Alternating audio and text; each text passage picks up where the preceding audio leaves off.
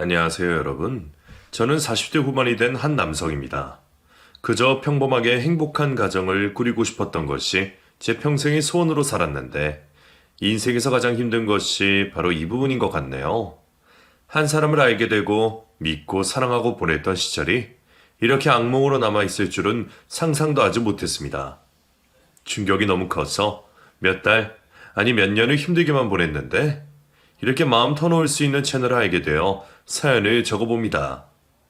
이렇게라도 해서 마음의 짐을 조금은 내려놓고 싶거든요. 제게 있었던 파렴치한 인간들의 행동을 그럼 지금부터 말씀드려 보겠습니다. 제 결혼 생활은 나이 40이 넘어 시작됩니다. 어린 시절 아버지가 돌아가시고 홀어머니와 함께 살다가 뒤늦게 사랑하는 여자를 만나 결혼을 결심했죠. 물론 그전에도 연애는 해보긴 했었어요. 하지만 사람의 인연이라는 것이 억지로 만들어지는 것은 아니더라고요. 가장 기억에 남는 연애는 대학교 때였는데요. 같은 과 후배와 3년을 넘게 사귀면서 당연히 결혼을 하겠지 생각했지만 결국엔 저보다 더 좋은 조건의 남자를 만나고 싶다며 헤어짐을 요구했었어요. 저는 그때 다짐했습니다. 사랑도 좋지만 그 전에 제가 능력이 있는 사람이 되어야겠다고요. 그것이 그 어떤 장애물도 다 넘어설 수 있다고 말이죠. 대학을 졸업하고 좋은 대기업의 꿈을 꾸긴 했지만 세 군데 정도를 떨어지고 나서 목표를 바꾸었습니다. 중소기업이었지만 저를 필요로 하는 곳에 가서 안정적으로 돈을 벌어야겠다고요. 마침 그때 엄마도 고생하시다가 몸이 좀 좋지 않으셔서 하루라도 빨리 생활비를 벌여야 했었거든요. 제게는 선택의 여지가 별로 없었습니다. 보니 좋게도 인품이 좋으신 사장님이 있는 회사에 들어갈 수 있었고 그곳에서 정말 많이 일을 배우고 사회생활이라는 것도 배우게 되었죠. 저는 좀 꼼꼼한 성격이에요. 어렸을 때부터 한 가지 일이 끝나지 않으면 자리에서 일어나지 않을 정도였죠. 남자친구들이 볼 때는 너무 답답하다고 할 정도였지만 저는 나름대로의 제가 살아가는 방식이었습니다. 어린 시절은 엄마가 일을 나가고 나면 혼자 집에서 버텨야 하는 시간이 꽤 길었는데 그때마다 무엇인가에 집중을 해서 놀면 시간이 잘 갔거든요. 그런 시간들을 보낸 덕분에 저는 점점 더 꼼꼼해진 것 같고 회사에서도 그런 부분을 높게 평가해 주셔서 오히려 그 시간들이 감사하게 느껴지기도 했답니다. 직장 생활을 시작하면서 저는 어머니를 편안하게 해드리는 것이 첫 번째 목표였어요. 지난 시절 아버지 없이 어머니 혼자 저를 키우고 돈을 벌면서 몸이 많이 망가지셨거든요. 그런 어머니를 이제는 제가 번 돈으로 생활하게 해드리고 싶은 마음이 아주 많았습니다. 하지만 어머니는 이런 말씀을 하셨어요. 종민아, 이 늙은 애미 너무 신경 쓰지 말고 너는 네 생활을 해야 된다. 그래야 네가 살아. 누가 호래미 딸린 남자한테 시집이나 오겠냐? 어머니, 무슨 말씀이세요? 그런 말씀하지 마세요. 저는 평생 어머니 모시고 살 거예요. 모르는 소리 말여. 요새 세상이 어떤 세상인데 그래. 예미는 돈 조금 모아둔 것도 있고 하니까 적당한 때가 되면 따로 나가서 살 거야. 그래야 네가 결혼도 하고 가정을 꾸린다고. 애미 말 명심해. 어머니는 열린 사고방식을 가지신 분이라 혹시라도 자신 때문에 저의 앞날이 힘들어질 수 있다고 생각하셨어요. 주변에서 다 보아도 요즘 여자들이 홀어머니와 함께 살면서 가정을 책임지는 남자를 만나는 건 다 싫어한다고 말이죠. 하지만 저는 그렇게 생각하지 않았어요. 그런 여자라면 애초에 결혼하고 싶은 생각도 갖지 말자고 다짐했습니다. 그때는 막 30살이 되려던 나이였기 때문에 더더욱 그런 생각이 많았던 것 같아요. 시간이 지나며 회사에도 적응을 했고 연애도 한 번 하게 되었네요. 술, 담배도 잘 안 하고 성실하게 회사를 다니며 절약하는 모습이 너무 보기 좋다면서 소개팅을 해주셨거든요. 그 덕분에 아주 오랜만에 연애를 하게 되었는데요. 2년 정도 만나게 돼서 제가 너무 깊이 빠져들었던 그녀는 결국 저의 가정 형편이 너무 싫다면서 떠나버렸습니다. 저는 돈도 없고 차도 없고 아픈 홀시어머니와 함께 살면서 돈을 다 갖다 바치는 것 같다면서 싫다네요. 자신은 경제적인 여유가 있는 시부모님을 만나서 사랑받고 싶고 생일 때 멋진 꽃바구니도 받으며 살아가고 싶다고 말이죠. 그때 꽤 충격을 받았던 것 같아요. 한없이 착하고 순수하다고 생각했던 그녀 입에서 그런 말이 나올 줄은 상상도 하지 못했었거든요. 어머니가 몇 년 전에 하신 말씀이 떠오르게 되었고 저는 그때 또 한 번 다짐을 했습니다. 정말 열심히 살아서 남들이 볼 때 무시당하지 말자고요. 그날 이후 자동차도 사게 되었고 주말에 알바까지 하면서 돈을 모았어요. 워낙에 평소에 돈을 잘 쓰지 않는 저였지만 그때부터는 더 많이 벌고 더 많이 아끼게 되었죠. 어쩌면 그때 만났던 여자친구 때문에 제가 한층 업그레이드된 삶을 살 수 있었던 것 같기도 해요. 30대 후반에는 어머니를 모시고 아파트를 들어갈 수 있었고 돈으로 남들에게 무시당하지 않기 위해서 재테크도 열심히 하고 진짜 열심히 살았습니다. 그렇게 어찌어찌 하다 보니 나이 40이 다 되어버렸네요. 어린 시절 생각했던 40살의 아저씨의 모습은 아이 둘쯤을 데리고 온 가족이 다 함께 시끌벅적하게 외식을 하는 모습이었는데 홀로 식당에서 밥을 먹고 있는 제 모습이 너무나도 처량하게 느껴지더라고요. 특히나 생일이나 명절 같은 때는 많이 외로웠습니다. 어머니는 이런 제 모습을 보시고는 뭔가 대단한 결심을 하신 듯 제게 말씀하셨어요. 종민아, 애미 말 잘 들어라. 애미는 저쪽 동네로 이사 갈 거야. 벌써 집도 다 구해놨어. 네? 그게 무슨 말씀이에요, 어머니?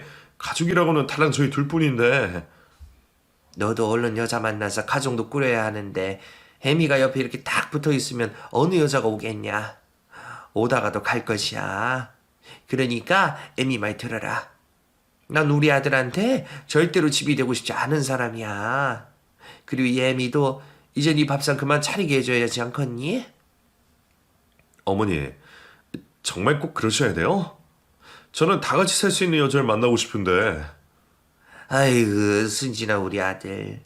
그렇게 당해보고도 모르겠어? 요즘 그런 여자 어디 있다고. 암튼 애미 말 명심하고 앞으로 더 늦기 전에 얼른 결혼해서 아이도 낳고 해야 돼. 어? 애미한테 손주 빨리 안겨줄 수 있지? 어머니는 그렇게 집을 얻어 따로 나가셨어요. 제가 결혼을 하려면 이렇게 해야만 하신다고요. 혼자 살게 된 저는 더더욱 외로움을 많이 느꼈고 그때부터는 정말 주변 사람들에게 적극적으로 소개팅을 시켜달라고 말을 하며 다녔었습니다. 몇 명의 여자들을 만나면서 느낀 건데 여자들도 나이가 많아지면서 순수한 면보다는 이것저것 따지고 눈이 높아진다는 것을 알게 되었어요. 집안도 따지고 학벌, 연봉 등등 대놓고 물어보는 사람을 만나니 좀 정이 확 떨어지기도 하더라고요. 제가 너무 세상에 뒤처지게 살고 있었나 봅니다. 그러던 중 우연하게 한 여자를 만나게 되었어요. 그 여자는 백화점 의류 코너에서 일을 하던 분이었는데 제가 큰 마음을 먹고 옷을 사러 갔다가 알게 된 사람이었죠. 웃는 모습이 예뻤고 굉장히 친절하게 저를 맞아주던 그 직원은 나이는 20대쯤 된 것 같았습니다. 제게 이 옷 저 옷을 추천해주면서 날씨와 분위기에 맞게 옷을 골라주는데 솔직히 처음 해보고 너무 마음에 들어서 2번, 3번 연속해서 그곳에 방문하게 되었죠. 어머, 또 오셨네요? 옷 자주 사시나 봐요. 아, 그건 아닌데요. 이제 가을도 되고 해서 분위기 좀 바꿔보려고요. 그러시구나. 그럼 이번엔 이거 어떠세요? 지난주에 샀던 거랑 분위기는 확 틀린데 조금 변화를 주고 싶을 때 입으시면 좋을 것 같아서요. 신상품이라서 가격은 조금 나가요. 가격 상관하지 말고 그냥 골라주세요. 그 정도 살 능력은 된답니다. 우울한 내 새 옷 입으니까 기분이 너무 좋아서요. 와, 능력자시구나? 멋있으세요. 그런 자신감 너무 보기 좋으신데요? 그럼 이것도 입어보시고 또 이것도요. 정말 멋진데요? 감사해요. 맨날 돈 쓸지도 모르고 바보같이 집에만 있었는데 이렇게 나와보니 너무 좋네요. 감사해요. 저희 주말을 기분 좋게 해주셨어요. 기분 좋아하던 제게 그녀는 이 옷 저 옷 많이 추천을 해주더라고요. 그러면서 어찌나 제게 칭찬을 해주는지 듣는 내내 제 기분이 너무 좋았습니다. 그리고 살짝 옷깃을 매만져주는 그녀의 손길이 닿을 때마다 심장박동은 엄청나게 빨라졌어요. 너무 두근거리고 떨려서 얼굴까지 빨개졌던 것 같아요. 그날 이후 저는 그녀에게 완전히 빠져들게 되었습니다. 나이도 너무 어리고 외모도 예뻐서 저와는 어울리지 않는다는 것을 알면서도 그녀에게 향하는 제 마음을 되돌릴 수가 없었어요. 저도 모르게 주말만 되면 또 그 백화점에 가려는 생각만 마음속에 득실거리는 것을 보고 큰일 났다 싶었죠. 제가 또 너무 꼼꼼한 스타일이라 한번 빠지게 되면 지나치게 과몰입하는 경향이 있는데 이번에도 역시 그럴까봐 걱정도 되었습니다. 그렇게 주말이 다가왔고 저는 또다시 그 백화점에 가려고 마음먹었어요. 차마 매장까지는 가지도 못하고 일단 떨리는 마음을 진정시키기 위해서 백화점 앞에 있는 카페에 들어가서 시원한 커피 한 잔을 마셨죠.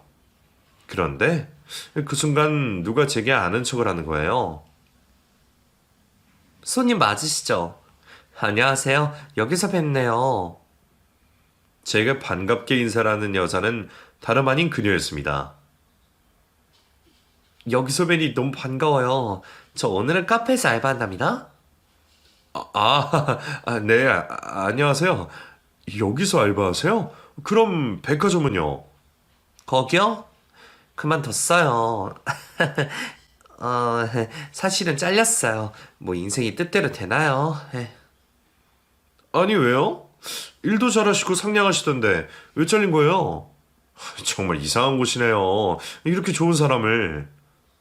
네? 어머, 감사합니다, 손님. 제게 이런 말씀 해주시다니. 너무 감사해요. 기분 꿀꿀했는데. 그녀는 백화점에서 잘렸다는 말을 했고 그 카페에서 알바를 한다고 하더라고요. 그 말을 듣자마자 저는 마음속으로 천생연분이다 싶었어요. 제가 자주 가는 카페에 그녀가 알바를 한다니 이런 건 우연이 아니라 필연이 아니겠어요? 마음속으로 오만 가지 긍정적인 생각을 하고 나서 저는 커피를 다 마시고 나서도 한참을 나가지 않고 앉아 있었습니다. 머뭇거리는 제 모습을 그녀도 보았는지 그녀가 제게 먼저 말을 건넸어요. 언제까지 계실 거예요? 저 이제 퇴근해요. 혹시 저 기다리신 거예요? 그런 거예요? 네? 아, 네. 그러셨구나. 그럼 저 술 한잔 사주실래요? 회사 잘린 꿀꿀한 기분을 술로 풀고 싶어서요. 그러시죠. 잘 됐어요. 저도 혼자 밥 먹기 싫었는데. 가시죠. 그녀의 말에 저는 꿈인지 생시인지 모를 정도로 기분이 좋았습니다. 마음속으로만 그리던 그녀와 술을 마시게 되다니 이게 무슨 일인가요? 너무나도 설레이고 두근대는 심장을 부여잡고 술집에 들어갔고 기분 좋게 술을 마시기 시작했어요. 생각보다 엄청나게 강한 그녀의 주량을 쫓아가기가 벅찰 정도였습니다. 저는 술을 자주 마시지도 않았는데다가 역시 젊은 사람 간은 못 쫓아가나 봐요. 술이 조금 달아오른 그녀는 자신의 얘기를 하나하나 꺼내기 시작했습니다.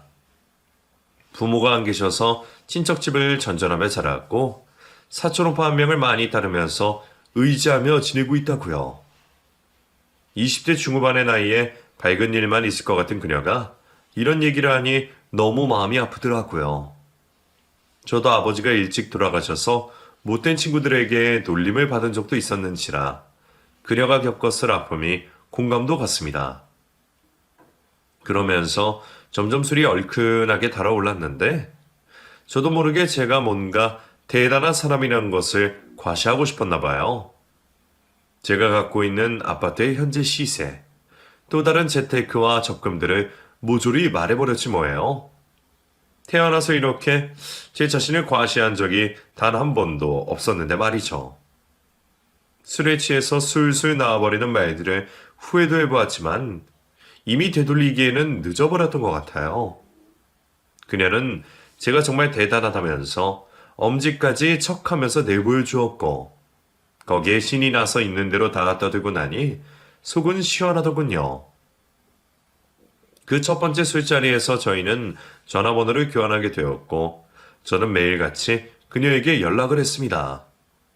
하루에도 몇 번씩 그녀를 생각했고 저녁이면 보고 싶어 미치겠어서 잠도 잘 오지 않더라고요. 그녀도 제가 싫지는 않았는지 제 연락에 꼬박꼬박 대답해 주었고 때로는 먼저 뭐가 먹고 싶다고 말을 거내기도 했어요. 저는 그녀가 먹고 싶다는 음식을 사준다는 핑계로 주말에 또 만나자고 했고 두 번째 만남에서 그녀의 사촌 오빠를 보게 되었습니다. 거기가 꽤 비싼 음식점이었는데 사촌 오빠가 근처에 와 있다면서 불러도 되냐길래 저는 그러라고 했어요. 그러자 잠시 음식점에 사촌 오빠라는 사람이 나왔고 함께 동석을 하게 되었습니다. 아직은 서로 어색한 자리에 그분까지 있으니 뭔가 더 어색하기만 하고 말도 제대로 하지 못하겠더라고요. 그런데 사촌 오빠라는 사람이 먼저 말을 꺼내면서 분위기를 좋게 만들더라고요. 제 동생이 얘기 많이 하더라고요. 감사합니다. 저번에도 기분도 꿀꿀한데 술도 다 쉬시고. 아니에요. 그냥 우연히 뵙게 돼서. 손님으로 배웠다가 이렇게 사석에서 따로 만나실 정도면 어떻게 제 동생한테 마음이 꽤 있으신가 봐요.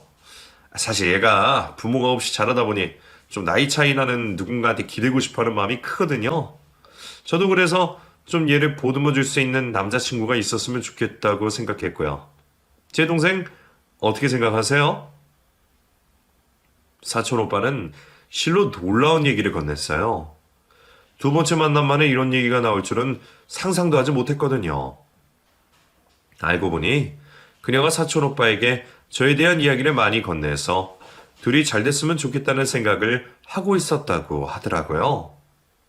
이게 웬 떡인가 싶었어요. 꿈인지 생시인지 구분이 되지 않을 정도로 행복했습니다. 그리고 그날 사촌 오빠가 보는 앞에서 그녀와 진지하게 만날 것이라고 약속을 하게 되었죠. 저와 나이 차이가 무려 14살이나 나는 젊은 여자와 연애를 하다니 이건 상상도 하지 못했던 일입니다. 그날 이후 저는 최선을 다해서 그녀에게 잘해주었어요. 꽃바구니도 보내주고 그녀가 갖고 싶다고 하는 명품 가방도 사주고 가고 싶다고 하는 해외여행까지도 보내줬죠. 남자친구면 이 정도는 해줄 수 있다고 생각했어요. 그리고 지난 여자친구들을 생각하며 절대로 제 능력이 부족해서 헤어지는 일은 없어야겠다고 다짐을 한 상태라서 과감하게 더했던 것 같아요.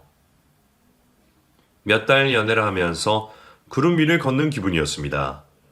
사람이 살면서 이런 기분도 느껴도 되나 싶을 정도로 행복했어요. 다만 한 가지 아쉬운 건 그녀는 잠자리가 조금 무서워서 결혼을 하고 나서 하고 싶다며 자신의 순결을 지켜달라고 했던 것이죠.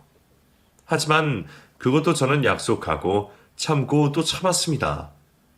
그 나이면 충분히 그럴 수 있다고 생각도 했거든요.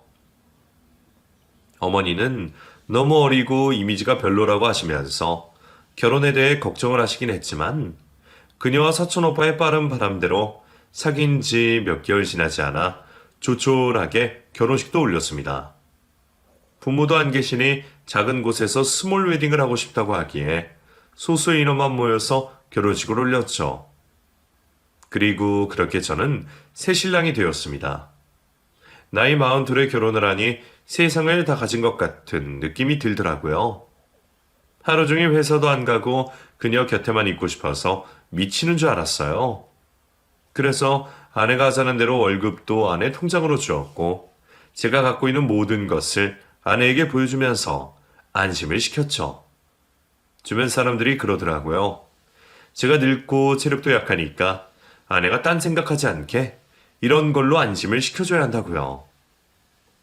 그 말만 믿고 이렇게라도 해서 아내를 제 곁에서 떠나지 않도록 하고 싶었던 것 같아요. 눈에 뵈는 곳이 없던 시절이었으니까요. 그녀는 저와 나이 차이가 꽤 있기에 생활 패턴이 조금 달랐어요. 새벽 늦게나 잠이 들었고 아침엔 항상 잠이 들어 있었죠. 제가 출근하거나 말거나 일어나 있었던 적이 단 한 번도 없었던 것 같아요. 그리고 저는 밤 11시만 되면 졸려 죽겠는데 말똥말똥 드라마를 보고 핸드폰을 하면서 거실에서 시간을 보내던 그녀는 때로는 새벽에 외출을 하기까지도 하더라고요. 이런 생활이 조금 지속이 되다 보니 아무리 신혼이라 해도 저는 좀 불만이 생겼어요. 자기야, 좀 일찍 자고 아침에 나 좀 봐주면 안 돼? 그래도 나 일하러 나가는데 너무 자고만 있으니까. 오빠는 너무 늙었어. 11시만 되면 누가 업어가도 모를 정도로 잠만 자니 내가 심심해서 살겠어? 그리고 나 원래 늦게 잔다고. 이제 알바도 안 하는데 일찍 일어날 필요 뭐 있어? 올빼미 좀 몰라? 난 그렇게 사는 게 편하고 좋단 말이야. 그럼 저번에는 새벽에 없던데 어딜 갔던 거야?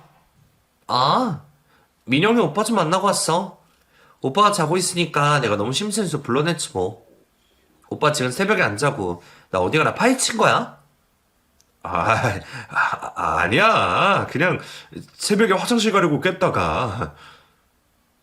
아내는 자신의 라이프 스타일을 바꾸려고 하지 않았습니다.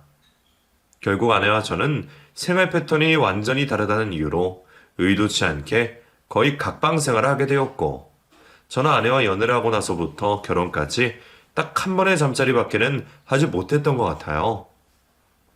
이런저런 이유로 왠지 저를 피하는 것 같은 아내가 많이 서운하긴 했지만, 그래도 아직 젊어서 아이를 조금 있다가 갖자는 아내의 말만 믿고 최대한 참고 있었어요. 그러던 어느 날 아내의 사촌 오빠가 할 말이 있다며 제 회사를 찾아왔습니다.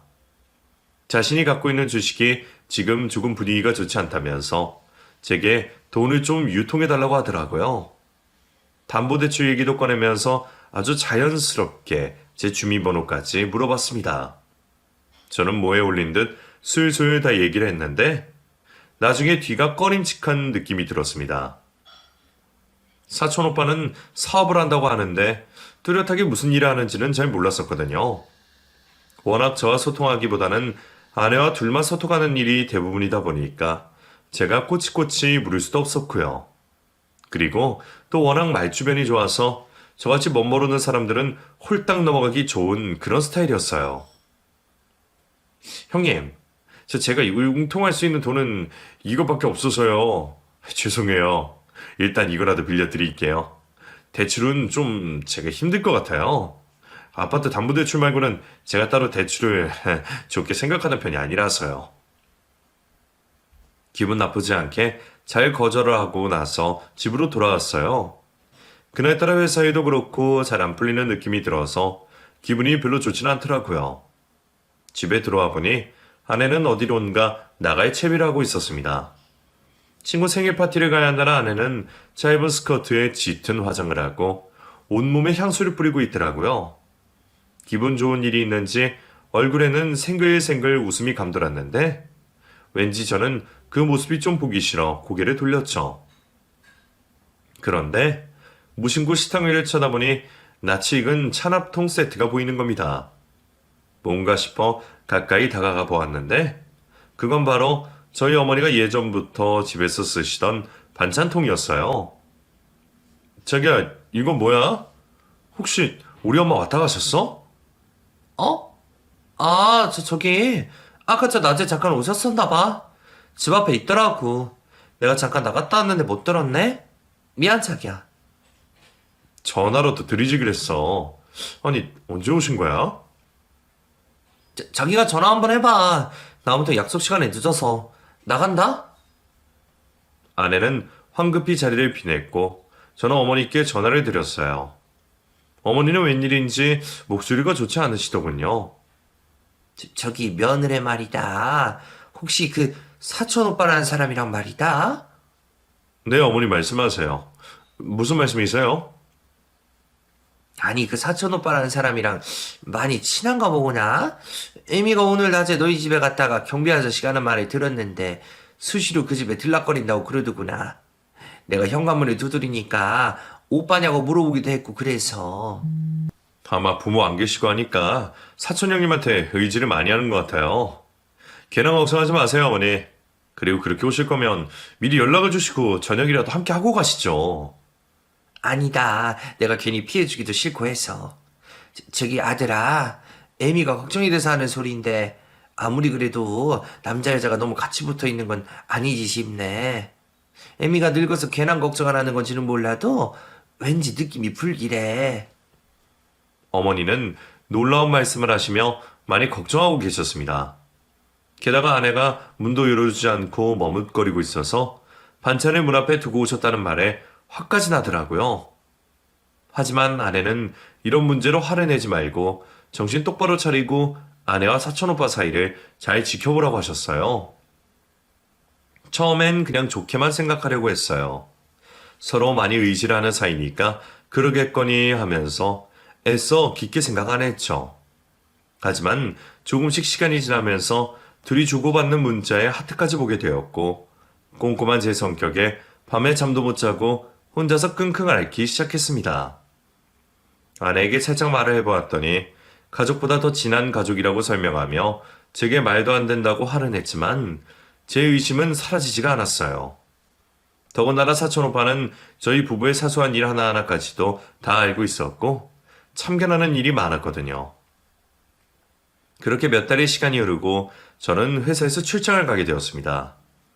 아내와 며칠 떨어져 있는 것이 미안해서 저는 아내에게 명품 가방을 사온다는 약속을 하고 출장을 떠났죠. 일주일 정도 떨어져 있어 보니 제가 괜히 아내를 의심한 것 같아 미안한 마음도 들었고 보고 싶더라고요. 집으로 돌아가는 날만 손꼽아 기다리면서 백화점에 들러 명품 가방까지 하나 샀습니다. 그리고 불이 나게 집으로 달려가 드디어 집 앞에 도착해 엘리베이터를 타려는데 옆집에 사시는 아저씨와 함께 타게 되었어요.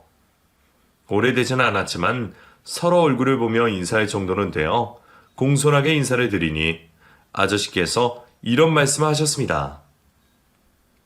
아이고, 이 사람이 사람 잠도 못 자게 하고 말이야. 내가 며칠 동안 얼마나 잠을 설쳤는 줄 알아? 네? 무슨 말씀이세요? 신혼이라 아주 밤마다 힘이 넘치나 봐.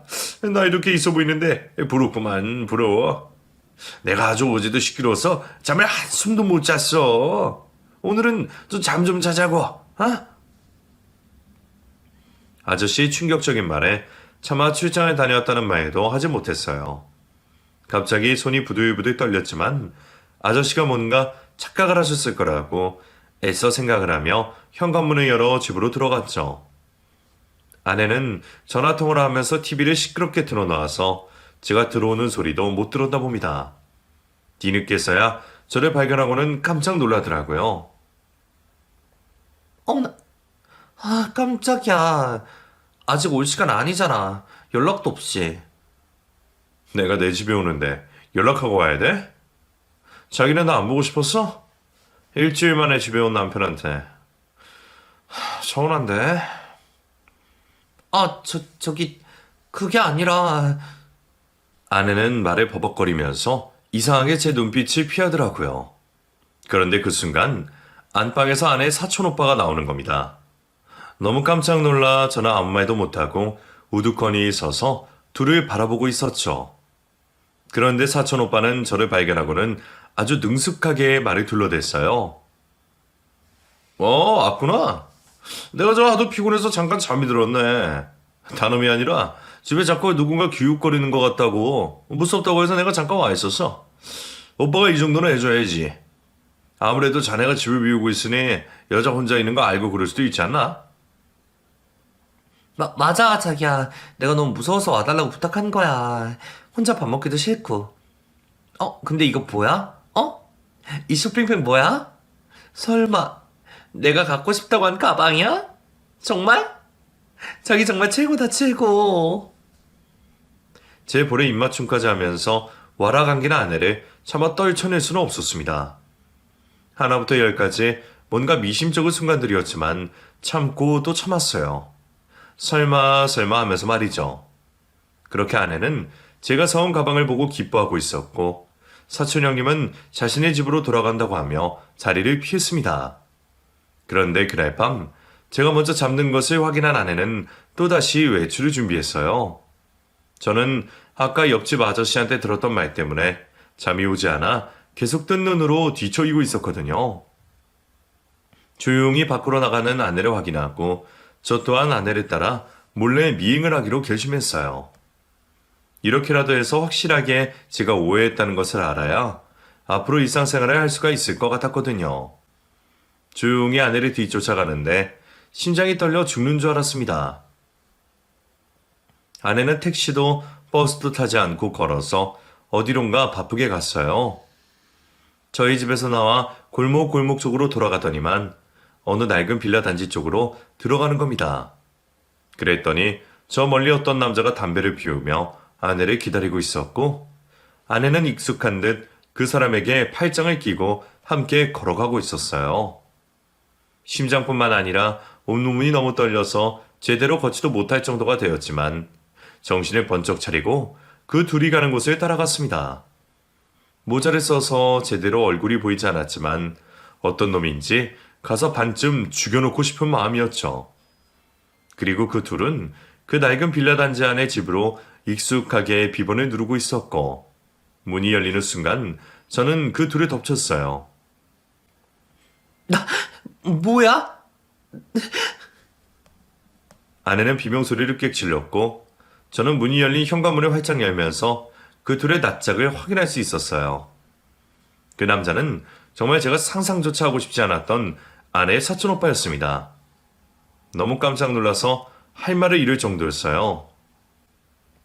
니네 뭐야? 도대체 니네 뭐야? 저기 내 말 좀 들어보게.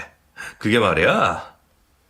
저는 순식간에 열어 젖혀진 문을 통해 그 집 안으로 들어갔는데 집안 벽면에는 놀랍게도 아내와 사촌 오빠의 웨딩 사진이 걸려 있었어요. 누가 봐도 신혼살림인 것처럼 화이트한 컬러로 꾸며진 집안에는 방금 시켜놓은 음식 냄새가 진동을 하고 있었습니다. 야, 니네 정말 니네가 사람이냐? 어? 이것들이 지금 나를 능멸해. 아니 어떻게 이런 일이. 저기 말이야, 그게 이런 쓰레기 같은 인간들. 정말 니네가 작정하고 나를 엿먹이는구나. 코앞에 집을 얻어놓고 어떻게 이런 짓을 할 수가 있어. 내가 도대체 뭘 잘못해서 뭘. 이런 쓰레기들. 사촌 오빠라는 인간의 얼굴을 주먹으로 내리치고 눈이 뒤집혀 그 집안에 있던 그릇들과 음식을 바닥에 마구 집어던져 버렸습니다. 처음에는 좋게 얘기하려고 포장하던 아내와 사촌 오빠는 저의 이성을 잃은 모습에 결국 욕까지 하면서 본색을 드러내기 시작했죠. 아이씨, 진짜 이게 보자 하니까. 야, 내가 늙은 너를 뭔 재미로 살겠어, 안 그래? 늙었으면 빨리빨리 돈이나 많이 추구하든가, 저 오자는 놈. 이혼하면 될 거 아니야, 이혼하면. 아내의 본색을 확인하는 순간 저는 할 말을 잃고 넋이 나간 사람처럼 멍한 상태가 되었어요. 그리고 나서 잠시 후 그 집을 나와 미친 듯이 뛰었죠. 행선지도 없이 그냥 무작정 막 뛰어가고 나니 나중에는 숨이 턱까지 차올라서 피맛이 날 정도더라고요. 얼마나 울었는지 눈이 탱탱 부어서 앞도 잘 안 보일 정도였어요. 그날 밤은 어떻게 지나갔는지 모르게 숙박업소에서 하루를 보냈습니다. 너무 어이가 없어서 어떻게 밤이 지나갔는지도 모르게 꼴딱 앉아서 밤을 샌 것 같아요. 아침 동이 텄는데도 마음이 진정이 되지 않아 회사 하루를 쉬고 아내가 예전에 일했던 백화점에 가보고 싶었어요. 왠지 그때 아내의 평판이 어땠는지도 들어보고 싶었고 그냥 저도 모르게 아내를 처음 만난 그곳으로 발길이 갔죠. 아내가 일했던 매장에 가서 서성했더니 한 여자가 제게 다가왔고 저는 옷을 고르는 척하며 아내의 이름을 대고 아느냐고 물었어요. 제가 만난 사람은 그 매장의 점장급이었는데 오래전부터 일을 하고 있어서 아내에 대해 아주 잘 알고 있더군요. 제게 어떤 사이냐고 묻길래 남편이라는 말은 못하고 그냥 저희 가게에 면접을 보러 왔다고 하면서 있는 사실 그대로 말해달라고 했죠. 그랬더니 그 점장은 제 아내에 대해서 조심스럽게 말을 해주었습니다. 그 사람이 여기 왜 그만두는 줄 아세요? 유부남이랑 바람이 나서 그 집 마누라가 이 매장에 찾아왔었어요. 아주 난리도 아니었지 뭐예요? 소리 지르고 매장에 있는 옷을 막 바닥에 내집어 던지고 아휴 아주 제가 말리느라 죽는 줄 알았다니까요. 그 남자랑 살 거라고 아주 당당하게 대들고 여기 그만뒀으니 아마 그 남자로 살고 있겠죠? 뺀질하게 생긴 놈이 뭐가 좋다고 남의 남자까지 뺏어서 그러는지. 혹시라도 사장님네 가게에서 일 절대 시키지 마세요. 근태 안 좋고 불성실하고 또 돈 때문에 불미스러운 일까지 생긴 적도 있어서 저는 말리고 싶네요. 바람이요? 남자랑 바람이 났어요? 그럼요. 그때 그 남자도 이 가게에 자주 오던 손님이었는데 걔가 없이 살아서 그런가 돈 있는 사람만 보면 사적을 못 쓰던데.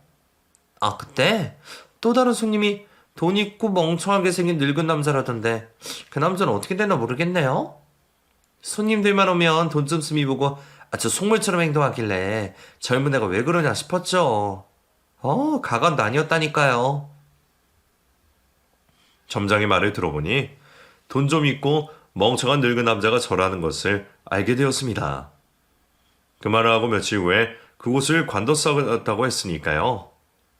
혹시라도 제가 오면 연락처 좀 받아달라는 말까지 남겼다는데 완전 작정하고 저를 노렸었나 봐요. 백화점을 빠져나오는데 다리가 풀려서 잠시 벤치에 앉아버렸습니다. 너무 기가 막히고 황당한 일을 겪으면 사람의 정신이 순간 멍해진다고 하잖아요. 그리고 기억도 잠시 잃고요. 제가 딱 그 정도였어요. 그 정도로 정신이 없이 멍한 상태로 몇 시간을 벤치에 앉아만 있었습니다. 전화벨이 계속 울려서 저는 그제서야 정신을 차리고 전화기를 쳐다보았죠. 모르는 전화번호이기에 받아보았더니 은행이라고 하더라고요. 잠깐 자기 핸드폰 잃어버렸다고 제 핸드폰을 빌려서 나간 적이 있었는데 그때 아마 대출을 받았던 것 같아요. 대출 신청이 완료되었다면서 전화가 왔어요. 자세히 물어보니 이미 제 인감증명서랑 다 떼어서 가지고 갔는데 사촌 오빠라는 그놈하고 같이 갔던 모양이에요. 얼마나 어처구니가 없던지 기가 막혀 죽는 줄 알았습니다. 이틀 만에 얼마나 많은 일들이 있었는지 나중에는 제대로 기억도 나지 않을 정도로 진이 다 빠졌었어요. 그리고 너무나 억울하더라고요. 그동안 며느리 눈치 보느라 아들 집에 제대로 들어오지도 못하고 현관문 앞에 반찬만 놓고 가신 어머니를 생각하니 너무 화가 나고 억울해서 미쳐버릴 것 같았습니다. 저는 다시 집으로 향했어요. 아내는 단 이런 한 푼 보태지 않은 제 집이니 제가 두려워서 못 들어갈 이유가 없잖아요. 현관 비번을 누르고 집으로 들어가려는데 비번이 틀렸다고 하더군요. 뭔가 이상해서 다시 불러보아도 계속 틀렸다고만 했어요. 그 소리를 안에서 들은 아내는 의처증이 있는 저랑 도저히 같이 못 살겠다면서 문을 열어주지 않겠다고 했어요. 당장 나가. 난 당신처럼 의처증 있어서 사람 미행하고 그런 남자랑은 절대 못 살아. 못 산다고. 뭐? 당장 문 안 열어? 이게 네 집인 줄 아냐? 너 그놈이랑 살림차린 집 있잖아. 그 집으로 당장 가. 당장 꺼지라고. 내가 왜 나가냐? 난 안 나가. 혼인신고했으니 이 집 내 집도 되는 거잖아. 안 그러냐? 됐어. 안 나가. 나갈 거면 네가 나가. 적반하 장도 유분수지. 너무 어이없게 나오는 아내를 보니 저는 더 이상 참지 못했습니다. 바로 사람을 불러 현관문에 있는 도어락을 아예 해체시켜버렸고 집으로 들어가서 아내의 짐을 모조리 싹 꺼내버렸어요. 옷장에 있는 옷부터 시작해서 현관에 있는 신발까지 싸그리 다 바닥으로 꺼내 던졌죠. 이게 뭐 하는 짓이야, 이 야만적인 인간아. 이제는 내 물건에까지 손을 대? 이게 뭐 하는 짓이야? 야만적이야? 내가? 너랑 그놈은 사람이고 니네 둘은 쓰레기야, 쓰레기. 한 사람을 작정하고 능멸해.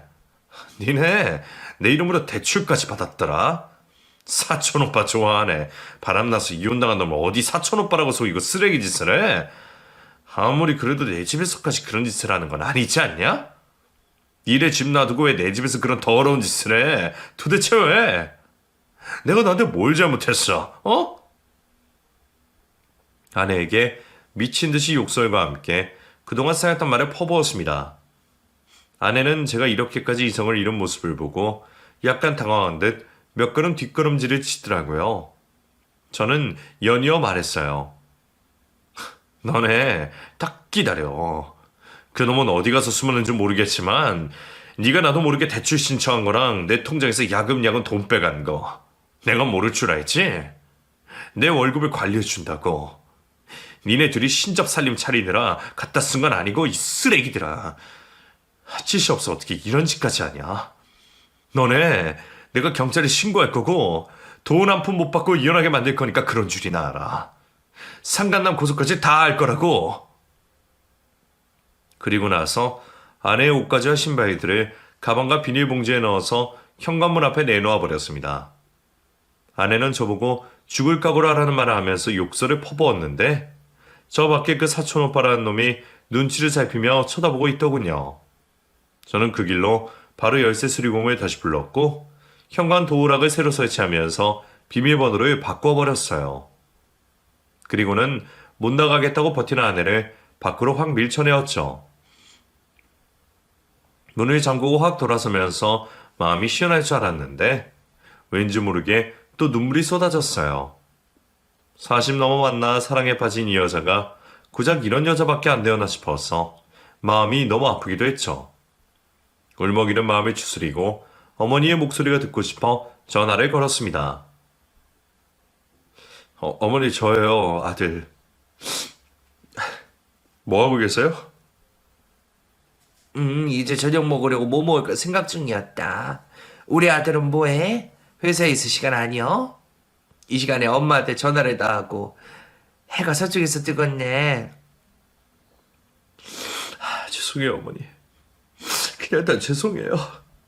제가 더 잘해드렸어야 하는 건데 못난 아들 때문에 고생이 많으시죠. 우리 아들 무슨 일이 있어? 목소리가 왜 그래? 무슨 일이야? 도대체 무슨 일이 있는 거야? 얼른 말해봐. 엄마한테 못할 말이 어디 있어? 얼른. 아니에요, 어머니. 아니에요. 내일은 저랑 같이 저녁 먹어요. 제가 퇴근하고 어머니 댁으로 갈게요. 그리고 어머니, 저 어머니랑 같이 살 거예요. 그러니까 그런 줄 아세요? 내일 봬요. 저는 그렇게 어머니의 목소리를 듣고 또 한 번 오열했습니다. 아내에 대한 사랑이 너무 깊어서 그런지 쉽사리 제정신이 돌아오지 않아 너무나 힘이 들었고 급기야 몸살기가 심하게 걸려 병원에 입원까지 하게 되었어요.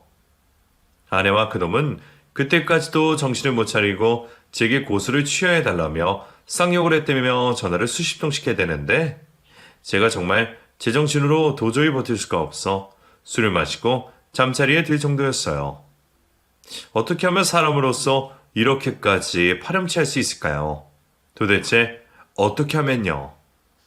사촌이라는 지간은 다 거짓이었고 본인들의 생활비를 위해서 저를 이용해 먹다 버리려고 한 그들을 저는 아마 평생토록 용서하지 못할 것입니다.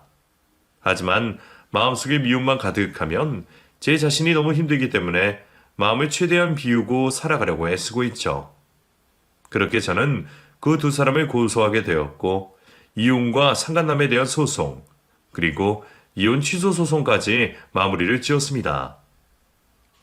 결혼 생활이 1년 정도밖에 되지 않은 상태로 혼인기간 동안 아내는 아무것도 한 것이 없었기에 재산분할 역시 거의 받을 수가 없었어요. 다 지나고 생각해보니 그네 사촌오빠라는 놈을 처음 만났을 때가 기억에 남네요. 그렇게 빨리 사귀라고 하고 결혼을 재촉하면서 혼인신고부터 하라고 했던 것이 다 악마의 마음을 가지고 있었기 때문이었어요. 호구 하나 만났다고 생각했었나 봅니다.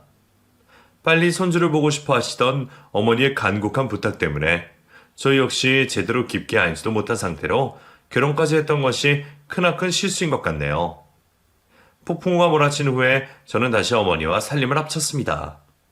살고 있던 신혼집을 팔고 어머니가 사는 집도 합쳐서 좀 더 근사하고 깔끔한 아파트로 옮겼어요. 어머니는 계속해서 이러면 장가 못 간다며 걱정을 하시지만 어느새 제 곁에는 어른을 공경할 줄 아는 착한 여자가 곁에 있습니다.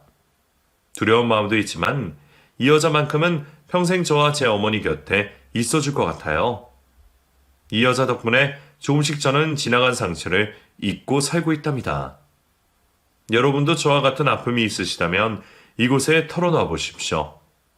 용기가 나지 않아 망설이던 시간이 후회가 될 정도로 지금은 많이 홀가분해졌어요.